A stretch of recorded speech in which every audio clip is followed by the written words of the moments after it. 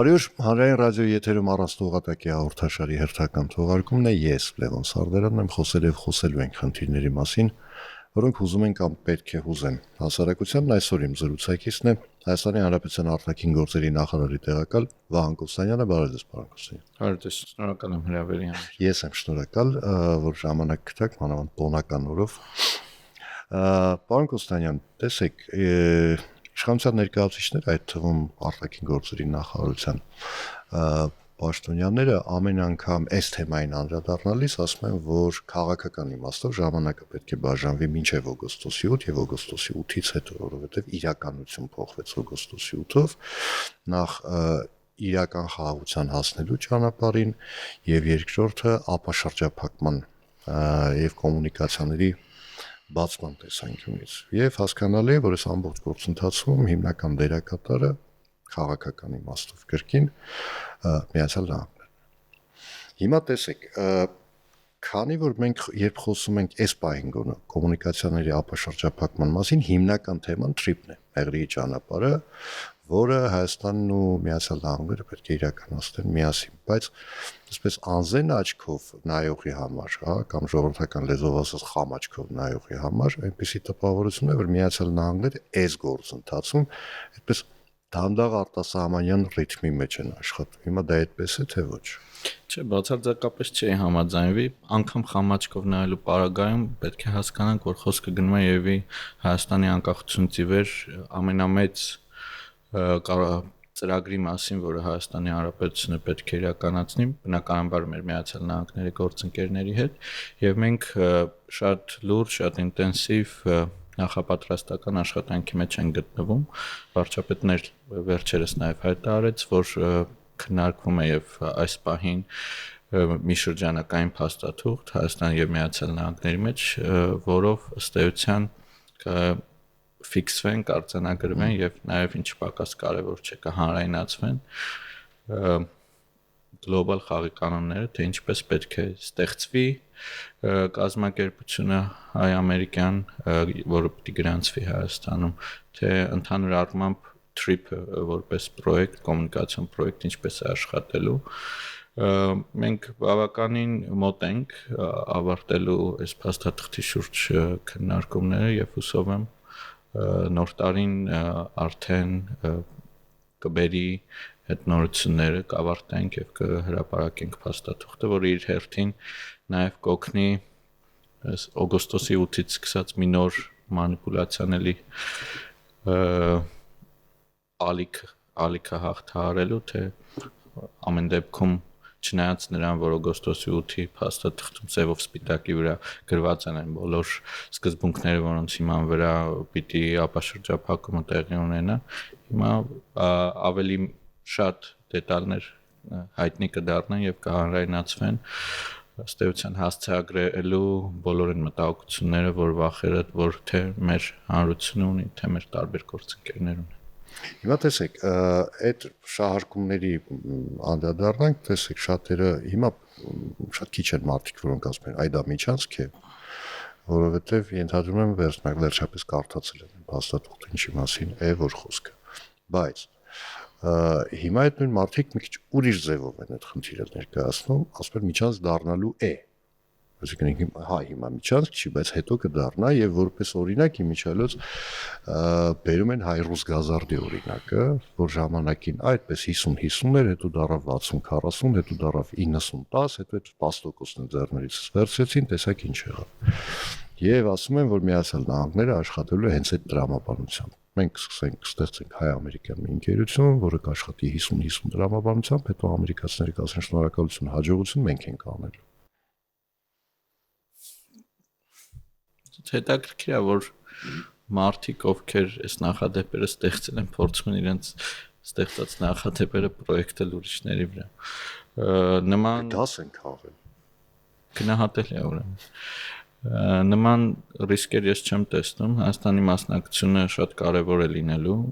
այս կազմակերպությունում, նախորոքել ավելի վաղ էլ հայտարարել ենք, որ եւս մեկ կարևոր սկզբունք է ֆիքսվելու, որ Հայաստանի կառավարությունը կարևորագույն հարցերի շուրջ որոնք բնականաբար դեռևս պետք է բանակցվեն, հանձնվեն թղթին, թե որոնք են անհատապես, բայց խոսքը գնում է հենց 5 սկզբունքներին վերաբերող հարցերին, վետո իրավունք է ունենալ։ Հիմա եւս մի վտավախություն կա, այսպես արդեն ոչ այնքան աբսուրդ ինքը գոյության իրավունք ունի վստահաբար կապված TRIP-ի հետ։ Դա Ռուսաստանի հնարավոր հակազդեցությունն է։ Ինչու, որովհետև Ռուսաստանը հայ չքան էլ որ ասում են մենք ուրախ ենք, որ ապաշրջապատման գործընթացը տեղի ունենում եւ այլն, բոլորի համար հասկանալի է, որ TRIP-ը գոնե դեմ է Ռուսաստանի Դաշնության շահերին տարածաշրջանում։ Միանշանակ դեմ է եւ դա հերքել որևէ մեկը չի կարող, ինչեւ հիմա գոնե չի էլ փորձել։ Եվ մտավախությունների հիմքում այն է, որ Ռուսաստանը իր ունեցած հնարավորությունները, ճիշտ է, պարզ չէ որ կողմի վրա ունեցած հնարավորությունների մասին է խոսքը, կփորձի ծրագիրը տապալել։ Ունի Ռուսաստանը կամ որևէ այլ երկիր այս ծրագիրը տապալելու հնարավորություն։ Ես հարցին այդ տեսանկյունից չէի մոտենա, որովհետև ըստ էության տարածաշրջանի ապաշրջափակումը ձեռնտու է լինելու թե ռեգիոնալ եւ ոչ ռեգիոնալ բոլոր խաղացողների համար։ Տեսնում ենք, որ Ռուսաստանի Դաշնությունը արդեն իսկ այն քիչ շահառաներից է, որ օգտվում է ծրագրից Ռուսաստանից հենց երկաթուղային հաղորդակցության միջոցով Հայաստան բեռներ են առաքվում, վստահաբար դրանց ծավալը գնալով էլ ավելի կավելանա։ Ի վերջո, եթե TRIP-ը գործարկվի, ինչին զուգահեռ նաև պիտի գործարկվի Երախիջևան հատվածը, այս երկաթգծի տարածաշրջանում, ինչով Հայաստանի հարավը նաև հյուսիսի հետ կկապվի, իսկ դա նաև նշանակում է, որ Ռուսաստանի Դաշնությունը կապվում է Իրանի հետ, որը հենց կարևոր կարծում եմ անգամ ռազմավարական կարևորության զարգացում կլինի ռուսական գործընկերների համար, նույն տրամաբանությամբ իրանցի գործընկերները կստանան հաղորդակցություն դեպի Վրաստանի նավահանգիստներ, որը կրկին ոչ պակաս կարևոր զարգացում է։ Մենք ըստ էության գործ ունենք մի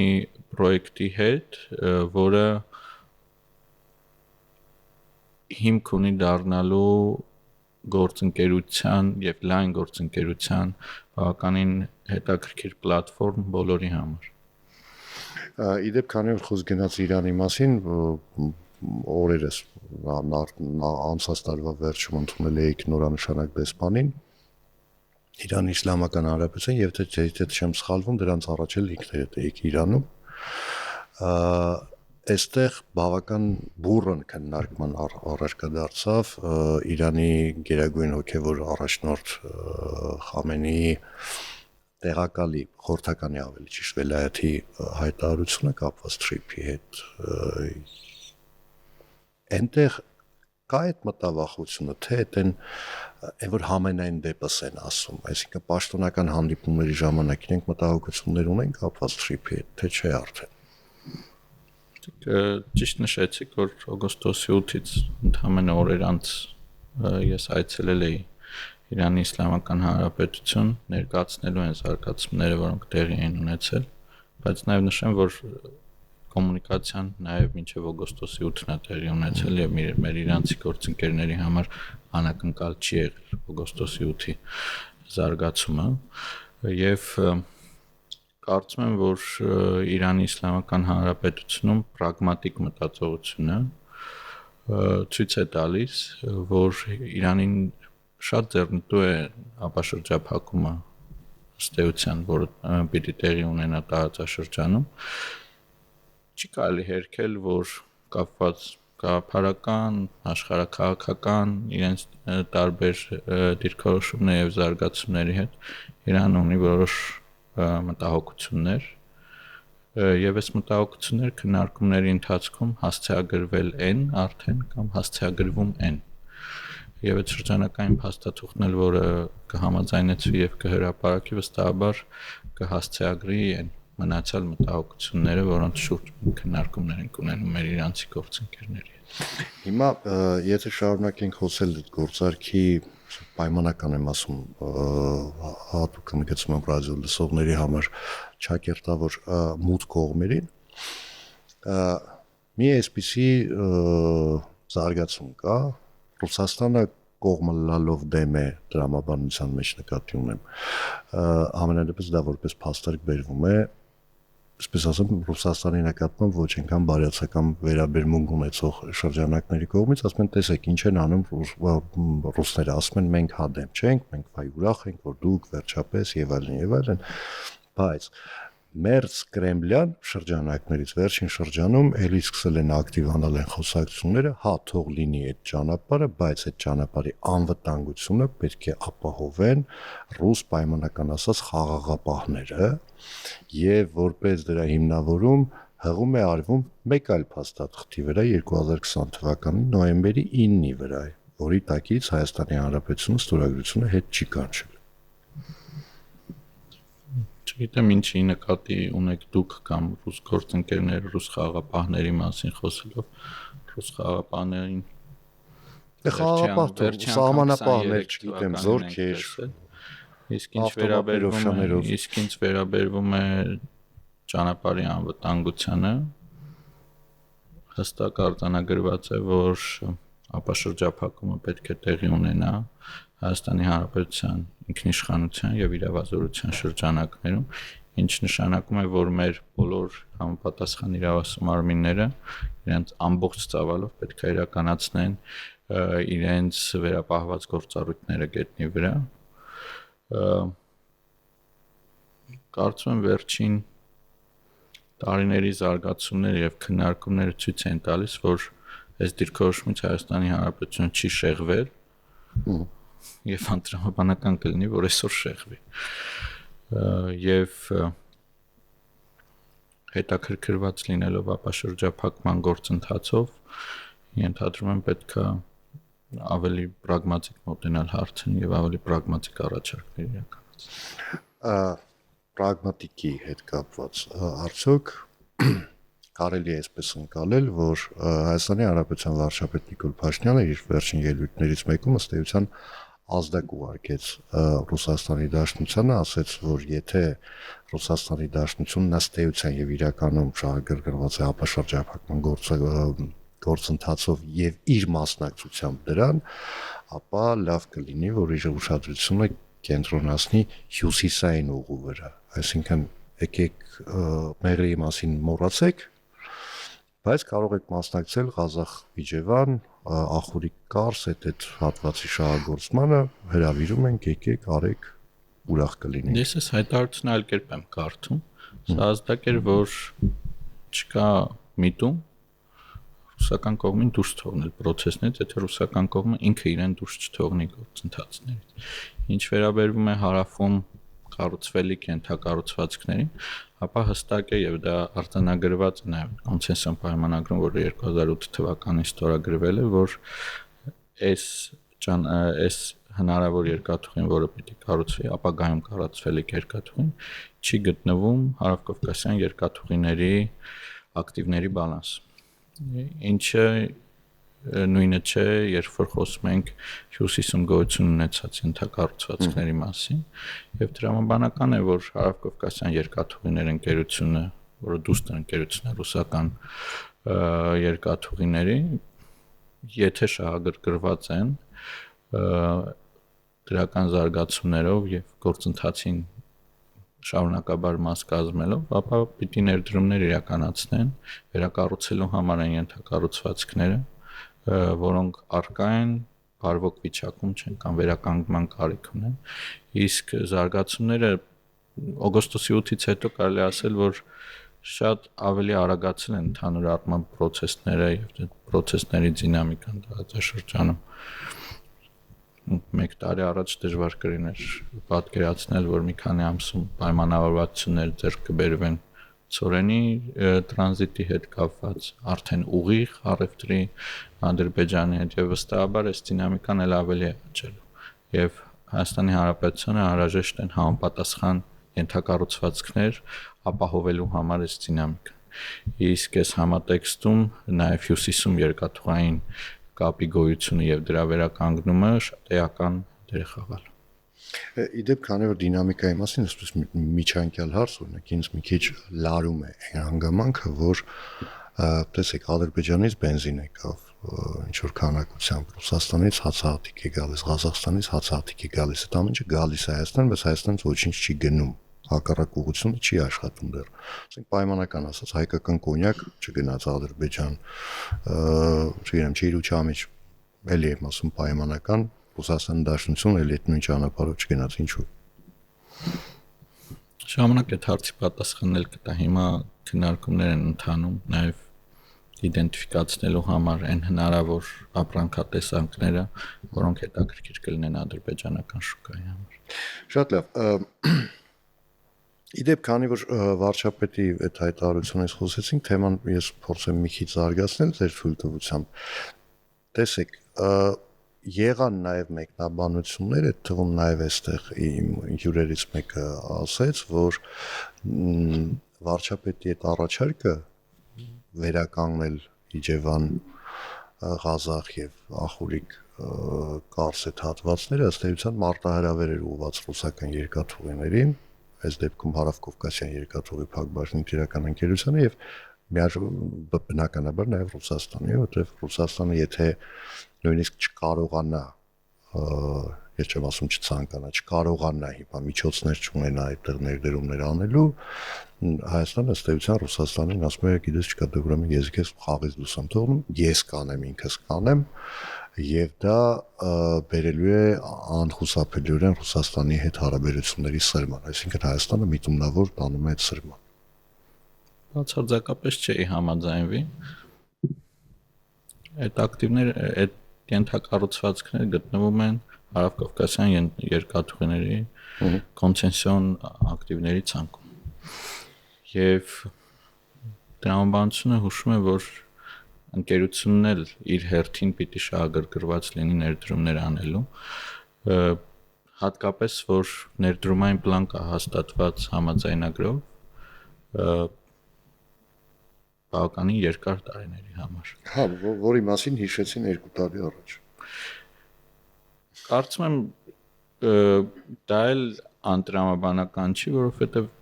քննարկումները ապաշրջափակման հետ կապված վերջին տարիներին է, որ ակտիվացել են, եթե շատ կոպիտ ասենք, նույն խամ աչքով անգամ տեսանելի է, որ եղած ենթակառուցվածքը կարելի էր յոլա տանել, բայց հիմա մենք շատ ավելի մեծ եւ ամբիցիոզ պրոյեկտների մասին ենք խոսում, որոնք իրատեսական են իրականում, եւ մենք մեզ չենք կարող թույլ չտալ չվերակառուցել այս ենթակառուցվածքները։ Մյուս ուղղությունը կարևոր Հայաստանի արտաքին քաղաքականության հետ կապված, դա եվրոպական ուղղությունն է։ Օրենք ընդունվեց, որ Հայաստանը ձգտում է դեպի Եվրամիության անդամակցություն։ Հիմա ակտիվ բանակցությունների փուլում է Եվրամիության Շենգենի գոտու երկրների հետ վիզաների ազատականացման խնդիրը, այդ մասին դեռ ձեր գործընկերներից մեկի հետ մենք խոսենք մի քանի օր հետո, բայց ստորագրվեց Հայաստանի Հանրապետության եւ Եվրամիության միջև Եվրոպական միության ճգնաժամային կառավարման գործողություններում Հայաստանի Հանրապետության մասնակցության շրջանակը սահմանելու մասին, այսպես բավական երկար վերնագրով համաձայնագիր, որը տարօրինակ էր, այնքան էլ լուրջ քննարկումների թեմա Հայաստանում չդարձավ ներքաղաքական եւ դարձավ բուռն քննարկումների ժամանակ միայն այն պահին, երբ Ադրբեջանը բավական կոշտ արձագանքեց այս փաստաթղթին, գտնելով, որ այնտեղ շոշափված են իր շահերը նույնպես եւ Եվրամիությունն ըստ էության այս փաստաթղթով խառնվում է Ադրբեջանի ներքին գործերին։ Ինչի մասին է նախ այս համաձայնագիրը։ Մի քիչ շփոթ կա, երկու տարբեր փաստաթղթերի մասին ենք խոսում։ Առաջինը դա Եվրամիության երկրներում առաքելությունների մասին է, որոնք քաղաքացիական են եւ ռազմական են, Հայաստանը առաջին փուլում հետաքրքրված է քաղաքացիական այս միսիաներին մասնակցությամբ, որովհետեւ մենք գտնում ենք, որ մենք ոչ միայն անվտանգության սպառող պիտի լինենք, որովհետեւ գիտեք, որ ԵՄ դիտորդական առաքելությունն է Հայաստանում, այլ նաեւ պիտի աջակցենք այլ տարածաշրջանում նույն բովանդակություն ունեցող այլ գործողություններին եւ սա առաջի անգամը չէ։ Ուզում եմ հիշեցնել, որ Հայաստանը Աֆղանստանում է ժամանակին եղել, մեր խաղաղապահ բրիգադը ներկա է Կոսովոյում է սպայի դրությամբ, մենք Լիբանանում ենք եղել ժամանակին Մալիում անգամ, իսկ այդ երկրորդ փաստաթուղթը դա Հայաստան-Եվրամիություն գործընկերության ռազմավարական օրակարգի մասին է խոսքը եւ շատ իրավացիորեն նշեցիք, որ բավական չգնահատված կամ բավարար չքննարկված փաստաթուղթ է, որտեղ էական եւ բավականին մեծ փաստաթղթի մասին է խոսքը գնում, որտեղ ըստ էության արձանագրվում են այն ոլորտները, որոնց ուղղությամբ Հայաստանը եւ Եվրամիությունը եկող տարիների ընթացքում պիտի համագործակցեն իրար հետ եւ սա գալիս է հավելելու SEPA-ին, որը 17 թվականին էր ստորագրվել եւ բավականին լայնացնում եւ խորացնում է հարաբերությունների շրջանակը Եվրամիության հետ որպես կառույց, ընդգրկելով նաեւ նոր ոլորտներ, այդ թվում անվտանգային, այդ թվում տնտեսական կտորը շատ ավելի ամրացել է այս փաստաթղթում, որովհետև դա կարելի ասել երևի ամենախոշոր պակասող մասն էր 17 թվականին SEPA-ի համաձայնագրով եւ այս փաստաթղթում տրամաբանական է, որ նաեւ տեղ են գտել այն ուղղությունները, որոնցում Հայաստանը եւ Եվրամիությունը համագործակցում են եւ կամ Եվրամիությունը աջակցություն է տրամադրում Հայաստանին, իսկ փաստականների խնդրի հասցեագրման ուղղությամբ Հայաստանի կառավարության ջանքերին ոչ ոք չի կարող թաքցնել եւ իմաստ չկա թաքցնելու, որ մեր Եվրամիության գործընկերները աջակցում են եւ սա արձանագրված է այս փաստաթղթում։ Այսինքն Ադրբեջանին դա չի վերաբերում, ինչ կուզենք կստորագրենք։ Սա Հայաստանի Հանրապետության եւ Եվրամիության մեջ մեր երկկողմ հարաբերությունները արձանագրող եւ հաջորդ հետագա տարիների համար ուրվագծող փաստաթուղթ, որը որևէ կերպ ուղղված չէ երրորդ երկրների դեմ վստահաբար։ Երբ խոսեցիք SEPA-ի մասին, ես հիշեցի, որ դրան նախորդող ժամանակահատվածում էլ բազմաթիվ այսպես զրույցներ են եղել եվրոպացի տարբեր ռանգի պաշտոնյաների հետ, այդ թվում նաև ես եմ այդ զրույցներից ունեցել, բաց, փակ, եւ այն ժամանակ եվրոպացիները ասում էին, եղբայր, մենք ձեր անվտանգության երաշխավոր լինել չենք կարող։ Անցեք այդ թեմայից։ Մենք չենք կարող երաշխավորել ձեր անվտանգությունը, մենք չենք կարող երաշխավորել, որ Թուրքիան կբացի ձեր սահմանները, եւ այլն։ Հիմա իրավիճակային փոփոխություն է տեղի ունեցել, որովհետեւ 26 թվականին, եթե ես չեմ սխալվում, նախատեսվում է պաշտպանության ոլորտում Ֆրանսիայի հետ բավական համապարփակ համաձայնագիր ստորագրել։ Դրան զուգահեռ արդեն խոսք կա ՆԱՏՕ-ի հետ շրջանակային փաստաթուղթ ստորագրելու մասին, բայց սա ինչ է նշանակում։ Մենք Հայաստանի Հանրապետությունը վերջնականապես փոխել է իր արտաքին քաղաքական վեկտորը դեպի արևմուտք, դեպի Եվրամիություն, եւ եթե մասնավորապես իմ թվարկած հնարավոր փաստաթղթերից երկրորդը ՆԱՏՕ-ի հետ ստորագրվի, այդ դեպքում նույնիսկ սառեցված տարբերակով մենք հապկում անելիք չունենք, որովհետեւ անհնար է շրջանակային փաստաթուղթ ստորագրել ՆԱՏՕ-ի հետ ու մնալ հապկանդամ։ Թե մի քիչ այդպես չի։ Նախ եւի կարճ ռեմարկ նախաբանին, որը ասեցիք, մենք անվտանգության երաշխավորներ ման չենք գալիս։ Ես այդ հասկանում եմ։ Եվ մենք այդ դաս քաղել ենք, կարծում եմ, պատմությունից։ Եվ մեր համար առաջնահերթությունը, նաեւ մեր անվտանգության ճարտարապետության առումով, դա մեր ռեգիոնում, որտեղ ապրում ենք, հարաբերությունների կարգավորումն է եւ հարաբերությունների խորացումը մեր բարեկամ երկրների Վրաստանի եւ Իրանի հետ։ Իսկ ինչ վերաբերվում է արդեն բուն հարցին, ապա այստեղ էլ մեծ աղմուկ կարծում եմ չկա եւ պետք է չի փոխանցել։ Ինչ վերաբերում Ֆրանսիայի անդրադառնալով խոսքը գնում է ռազմավարական գործընկերության հարաբերությունները բարձրացնելու մասին։ Այս ուղղությամբ արդեն իսկ այս տարի բավական աշխատանքներ տարվել են նաև այլ Եվրամիության անդամ պետությունների հետ հավելումը Հայաստան-Եվրամիություն փաստաթղթի մենք այս տարի ունեցանք նմանօրինակ փաստաթուղթ ստորագրված Նիդերլանդների հետ, Գերմանիայի հետ, Լյուքսեմբուրգի հետ, մյուս տարի կունենանք Ֆրանսիայի հետ եւ կարծում եմ ոչ միայն Ֆրանսիայի հետ, որովհետեւ կարծում ենք, որ նույն Եվրամիության հետ որպես կառույց հարաբերությունների խորացման առումով կարևոր է ԵՄ առանձին անդամ պետությունների հետ հարաբերությունների խորացումը եւ դրանք նոր մակարդակի բարձրացնելը։ Իսկ ՆԱՏՕ-ի վերաբերյալ այստեղ այդպես նորություն չկա Հայաստան եւ Եվրամիություն ՆԱՏՕ-ն ներողություն այն պահից երբ Հայաստանը սկսել է համագործակցել ՆԱՏՕ-ի հետ մշտապես ունեցել են շրջանակային փաստաթուղթ, որը պայմանավորել է մոտակա տարիների ընթացքում գործընկերությունը թե քաղաքական առումով երկու փաստաթուղթ կան, եթե ավելի կոնկրետ, մեկը առավել քաղաքական եւ ավելի ստրատեգիական մակարդակի, մյուսը ավելի գործնական մակարդակի փաստաթղթեր։ Հիմա այս առաջինը, որը քաղաքականն էր, դրա ժամանակ ավարտվել է եւ ընդհանրապես գնում են քննարկումներ թարմացնելու, վերաբանակցելու եւ նոր, այսպես ասած, համագործակցության շրջանակը որոշելու համար գաղտնիք չէ, որ մենք փորձում ենք տարբեր ուղղություններով, երբ խոսքը գնում է պաշտպանական մեր կարողությունների մասին, ավելի սովորել նաև արևմտյան երկրներից այդ ստանդարտներին ավելի մոտենալ։ Կարծում եմ, այս փաստաթուղթը ավելի ամբիցիոզ կլինի, քան այն, որ ունեցել ենք եւ որի ժամանակ ավարտվել է գործողության, բայց այդպես մեծ նորություններ եւ շոկեր չեմ կարծում, որ պետք է ստանալ։ Եվ այսպես վերջին թեման էլի շատ կարևոր ըստիս ուղղությունն է, դա Թուրքիայի հետ հարաբերություններն են, որոնց մասին այսպես Հայաստանի եւ Թուրքիայի հարաբերությունների բարելավման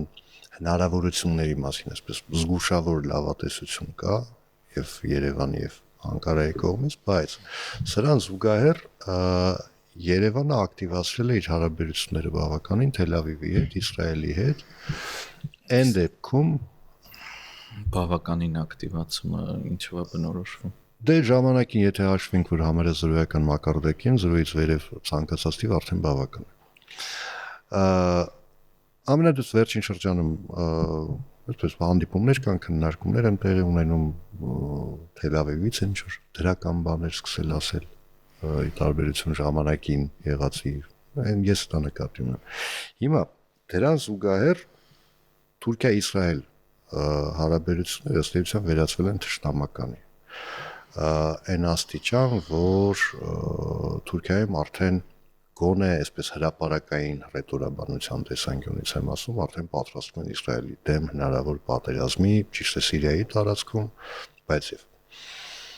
սրա հետ մեկտեղ Իսրայելը ստեղծել է նոր դաշինք, կամ Իսրայելի մասնակցությամբ ստեղծվել է նոր դաշինք Կիպրոսի եւ Հունաստանի, որը Էրդողանը անվանեց մի քանի օր առաջ սատանայական դաշինք։ Արդյոք եթե հնարավոր է, որ Հայաստանի եւ Իսրայելի հարաբերությունները գնան բարելավման ուղղությամբ, դա չի վտանգի այն զգուշավոր լավատեսությունը, որ կա Հայաստան-Թուրքիա հարաբերություններում։ Այն որ զգուշավոր լավատեսությունն ենք Հայաստան-Թուրքիա հարաբերություններում, դրան կհամաձայնվեմ եւ կարծում եմ եւ հույս ունեմ, որ 26 թվականը շրջադարձային է լինելու էական առաջընթաց գրանցելու այս հարաբերությունների կարգավորման գործընթացում։ Ինչ վերաբերվում է Հայաստան-Իսրայել հարաբերություններին, ապա այո, երկխոսություն տեղի ունենում, այն բավականին երկար ժամանակ սառած է եղել։ Հիմա նևելի տեղի ունեցան քաղաքական խորհրդակցություններ, որի շրջանակներում ես գտնվեցի Իսրայելում եւ այս քաղաքական խորհրդակցությունները, եթե հիշողությունս չի դավաճանում, 12-րդն էին կամ 16-րդն էին, ինչ նշանակում է, որ ժամանակին առնվազն բավական ինտենսիվ է եղել այս քաղաքական երկխոսությունը մեր երկու պետությունների մեջ։ Հիմա մենք փորձում ենք իդենտիֆիկացնել, թե որոնք են այն ոլորտները, որտեղ հնարավոր է ճյուղային համագործակցություն ունենալ։ Դա առաջին հայացքից գյուղատնտեսությունն է, որը հետաքրքիր կարող է լինել առողջապահությունը, որոշակիորեն նաև բարձր տեխնոլոգիաները։ Իսկ ինչ վերաբերվում է հարցի քաղաքական կողմին եւ քաղաքական քննարկումներին, ոչ միայն Իսրայելի պարագայում, այլ մեր բոլոր գործընկերների հետ հարաբերություններում մենք փորձում ենք կառուցել երկկողմ չվնասելով այլ երրորդ պետությունների հետ հարաբերություններին եւ ուղիղ տեքստով մեր բոլոր գործընկերներին դա ասում ենք եւ շատ անկեղծ ենք ասում, որ Հայաստանը ցանկություն չունի եւ չի պլանավորում որևէ հակա գործողությունների մաս կազմել։ Հասկանում են։ Կարծում եմ, այդ ընկալումը բավականին ունենք այս բայդրություն։ Հուսանք կշարունակենք ունենալ։ Շնորհակալություն զրույցի համար։ Հիշեցնեմ այսօր իմ զրուցակիցներ Հայաստանի Հանրապետության արտաքին գործերի նախարարի տեղակալ Վահան Կոստանյանը, ես Լևոն Սարդարանն եմ։ Կհանդիպենք արդեն հունվարի 5-ին, նույն ժամին, նույն վայրում։ Հաջողություն եւ համբերություն բոլորիս։